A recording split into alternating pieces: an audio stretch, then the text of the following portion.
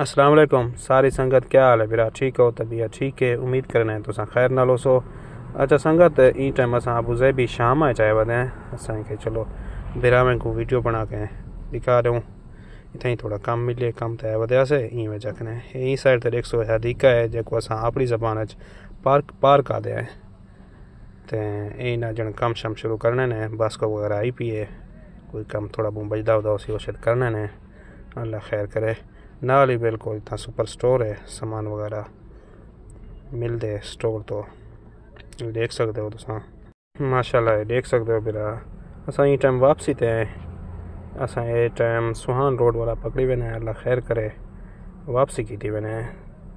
ये 5 मिनट का कम आओ तो शाम आ कम ठीक है सारा असां वापसी आए। इतना रास्ते ये पता नहीं क्या बनता पैसा कुछ समझ आपको भी कहीं नहीं मेरे को, अल्लाह खैर करे। कहीं भी को पता हुआ तो कमेंट दस दसो, पता नहीं क्या बने पर इतना काम स्टार्ट है शुरू है।